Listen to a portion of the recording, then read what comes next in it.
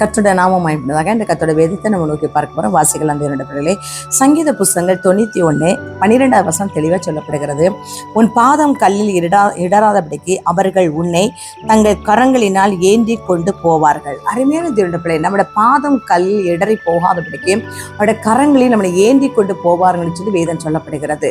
ஆண்டவர் நம்மளை காக்கும் பொழுது நம்முடைய பாதம் இந்த நாட்களில் நம்முடைய வழிகள், நம்முடைய பாதைகள், நம்முடைய இருதயத்தின் நினைவுகள், சிந்தனை எல்லாம் வழி விலகி போகாதபடி, இடறி போகாதபடிக்கு, தளர்ந்து கீழே விழுந்து போகாதபடி அவருடைய கரங்களில் நம்மளை ஏந்திர தகப்பனாக இருக்கிறார்.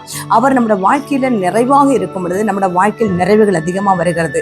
ஏந்துகிற தகப்பனாக பாதம் இந்த நாட்கள் கல்லில இடறி விழுகாதபடிக்கு அவருடைய கரங்களில் நம்மளை ஏந்தி செல்லுகிற தூதர்களை கத்தனமாக கட்டளையிடுகிறார். என்னோட பிள்ளைகளை, அதை நீங்க சோர்ந்து போகாதீங்க. என்னை தாங்க யார் இருக்கா, ஏந்த யார் இருக்கா, நீங்க கவலைப்படாதீங்க. கரடு முரடமான பாதைகள், கல்லும் முள்ளுமான பாதைகள் வாழ்க்கையில் வரலாம்.